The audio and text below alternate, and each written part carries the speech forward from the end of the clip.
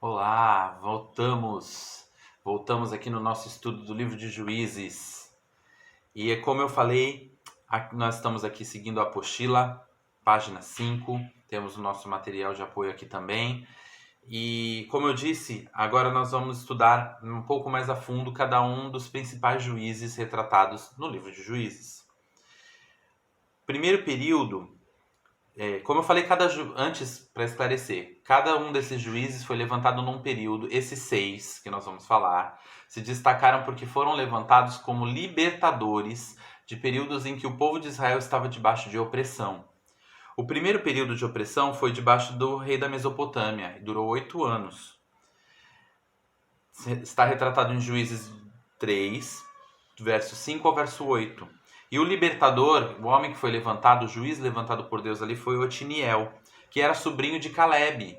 Aquele mesmo Caleb que lá em Números, junto com Josué, tentou incentivar o povo a continuar, a prosseguir na conquista da terra prometida.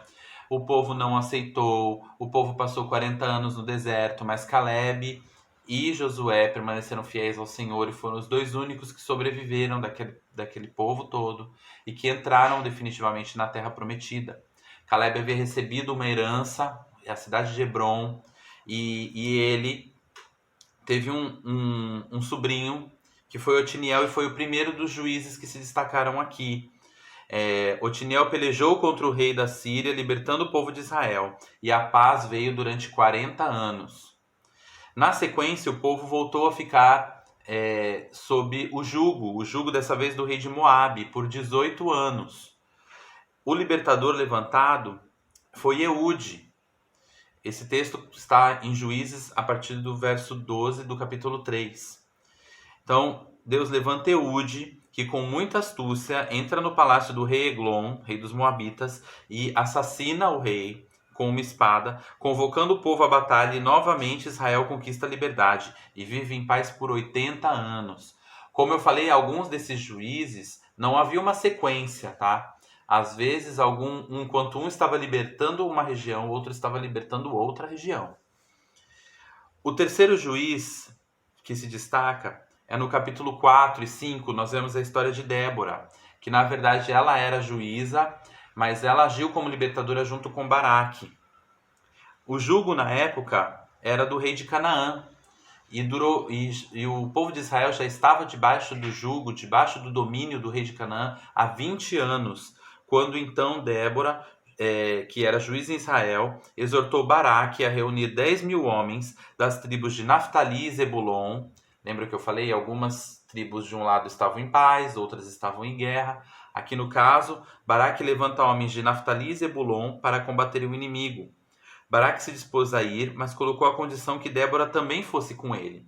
Baraque, com 10.000 homens, derrotou Sísera, capitão do exército de Jabim, rei de Canaã, trazendo o povo novamente à liberdade e vivendo em paz por 40 anos. Então Baraque ele vai para libertar, mas ele não aceita ir sozinho. Ele só aceita ir se Débora for junto com ele. Débora, que era a juíza. E ali há um destaque muito grande em contraste com outros textos do Antigo Testamento e até com o contexto da época, né? A importância dada a Débora, né? Uma juíza, e também há uma outra mulher que é Jael, que é quem definitivamente mata o capitão do exército, Sísera. Mas aí, se você quer mais detalhes, você leia o capítulo 4 do livro de Juízes, mas demonstrado nesses capítulos o destaque é a figura da mulher, em contraste com a cultura da época mesmo. Página 6 da apostila. O quarto juiz retratado que se destaca aqui é Gideão. Do capítulo 6 ao capítulo 8 nós vemos a história de Gideão. Ali o povo estava debaixo do jugo dos midianitas já há 7 anos. Gideão considerava-se pequeno e incapaz para livrar o povo de Israel. Entretanto, Deus prometeu que estaria com ele para lhe dar forças. A gente conhece bem a história, né? Gideão faz prova com Deus para que Deus realmente confirme que ele é o escolhido, porque Gideão não se considerava capaz. Lembra muito Moisés, lá no início de Êxodo, que também não se considerava capaz para liderar o povo. E ali, depois de várias provas, Gideão realmente se convence que Deus está com ele. E aí Gideão confia que Deus está com ele e com 32 mil homens estava pronto para a batalha. Mas Deus então diz a ele que são muitos homens ali e reduz aquele exército de 32 mil homens para 300 homens. E Gideão, com esses 300 homens, leva o povo de Israel a conquistar uma grande vitória. O povo vive em paz por 40 anos, mas após a morte de Gideão, o povo volta a se afastar de Deus. Mais uma vez aqui a questão do exemplo do líder, né? E nós vemos que Gideão foi um grande líder, mas que ao final de sua vida já começou a se afastar dos caminhos do Senhor, a idolatrar. A gente vê um pouco de idolatria na história dele, a gente vê já o pecado entrando dentro da vida de Gideão e com isso também o povo se afastando, infelizmente. No quinto juiz que se destaca é Jefté. No capítulo 10 e capítulo 11, início do 12, nós vemos ali o povo de Israel debaixo da servidão dos filhos de Amon e dos filisteus já por 18 anos. Jefté era um varão valoroso, mas era filho de uma prostituta e por isso foi rejeitado pelo povo. Mas, debaixo da servidão, os líderes acabam por buscá-lo para que o comandasse, lutando contra o inimigo que os oprimia. Então, mesmo ele sendo rejeitado de início, o povo acaba reconhecendo que ele era o único capaz, levanta ele como líder, ele ali no poder de Deus, capacitado pelo Espírito Santo, ele opera uma grande vitória. Porém, Jefté faz um voto a Deus que se alcançasse a vitória sobre os amonitas, quando voltasse para casa, o primeiro que aparecesse, ofereceria a Deus em holocausto. Isso no capítulo 11, verso 30 e 31. Deus concede a vitória a Jefté contra os inimigos, e assim ao voltar para casa, a primeira pessoa que sai ao seu encontro é a sua filha. E ele é obrigado a cumprir o seu voto. Aí há uma polêmica, alguns têm dúvida se realmente Jefté sacrificou a sua filha ou não. Há teólogos que consideram que ele cumpriu o seu voto sacrificando a sua filha. Outros consideram que ele apenas isolou a sua filha, colocou-a afastada da sociedade sem poder se casar e, consequentemente, sem poder gerar descendentes. Mas o fato é que ele fez um voto apressado, um voto impensado e que acabou eliminando a sua descendência. Para vermos que mesmo os líderes capacitados pelo Senhor também falham.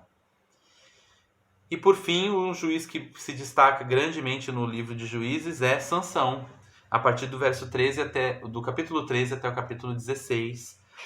Sansão age como libertador dos filisteus, que já governavam ali por 40 anos. Sansão é muito conhecido por sua força, com a qual alcançava inúmeras vitórias. Porém, Sansão cometeu um grande erro, casou-se com mulheres dos povos vizinhos. A sua derrota veio quando uma mulher dos filisteus chamada Dalila, com quem ele se afeiçoou, descobriu o segredo das suas forças, seus longos cabelos. Por quê? Porque Sansão, no capítulo 13, nós vemos que ele é consagrado ao Senhor. Deus aparece aos pais de Sansão e pede que ele seja separado para Deus. E diz que ele será um nazireu, ele não poderá tocar em coisas mortas, em corpos de animais mortos, de pessoas mortas. Ele não poderá beber bebida forte, vinho no caso, e não poderia ter os seus cabelos cortados. Isso era sinal da sua consagração ao Senhor. E no decorrer dos capítulos a gente vai vendo Sansão brincando com isso muitas vezes, agindo de maneira impensada, e ele acaba aí se envolvendo com essa mulher filisteia, Dalila, e contando para ela sobre os seus cabelos que não podiam ser tocados. E ali Dalila o trai. Sansão tem os seus cabelos cortados, ele fica sem a força sobrenatural que ele havia recebido da parte de Deus. Ele é levado ao templo de Dagon, que era um deus dos filisteus, onde tem os seus olhos vazados. E ali Sansão faz um último clamor. Ele pede a Deus que restaure a sua força, pelo menos naquele momento, para que ele derrote os filisteus naquele templo. E assim ele morre. Deus vem com seu poder, ele recebe a sua força de volta naquele instante, derruba aquele templo sobre os filisteus, e o texto fala que ele matou mais gente na sua morte do que na sua vida. E assim ele acaba derrotando os filisteus, o governo dos filisteus ali, com a sua morte, infelizmente. Sansão foi juiz por 20 anos, mas nunca levou o povo à completa libertação. Sua vida constituiu-se em ações esporádicas que evidenciavam sua grande força. Porém, seu desejo sexual incontrolável foi a causa da sua derrota. E assim a gente vê que os juízes, todos eles tinham os seus defeitos, nenhum deles era perfeito. Sansão tinha esse ponto fraco que era o envolvimento com mulheres, e mulheres que não eram do seu povo. Gideão era muito medroso, muito inseguro. Jefté, apressado demais. Eude era canhoto, e os canhotos não eram bem vistos naquela época. Débora era mulher, e as mulheres também não eram muito bem vistas naquela época. Então nós vemos que mesmo assim Deus os usou. E a gente tira aí uma última lição do livro de Juízes, de como Deus ele usa quem ele quer. Deus derrama do seu poder sobre quem ele quer, ele levanta quem ele quer para liderar, para governar o seu povo, para fazer a obra que ele quer fazer ali naquela situação, hoje, né, na sua igreja, no meio do seu povo. Trazendo para os nossos dias, Deus levanta quem ele quer, derrama do seu poder e da sua capacitação por meio do seu Espírito Santo, que hoje não vem só sobre algumas pessoas, como acontecia aqui, mas está em nós e habita em nós e, portanto, nos capacita a qualquer momento para fazermos a diferença da forma como ele quer, na onde ele quer, mesmo tomando a frente, agindo como líder do povo em determinadas situações. Então não se sinta muitas vezes incapaz, não se sinta muitas vezes menor, não se sinta assim porque de repente você tem uma história de vida complicada, como o Jefté tinha, ou você tem muita insegurança, como Gideão tinha, ou se você tem pontos fracos na sua vida, como Sansão tinha, porque Deus ele é poderoso para te capacitar, para te ajudar a vencer e para te encher em nome de Jesus. Para nos encher, porque isso vale para mim também. E nos usar da forma como Ele quer. Amém? Assim nós concluímos o nosso estudo de Juízes. Vemos que é um livro, como eu falei, muitas vezes triste, mas do qual a gente tira muitas lições. Após a história de Sansão, ainda há mais algumas narrativas ali do caos que havia naquela região, nesse período. Mas vamos ter um pouco de refrigério estudando na sequência, no último vídeo de hoje, o livro de Ruth. E vocês vão entender já já porque eu falo dessa questão do refrigério. Tá bom? Até daqui a pouco.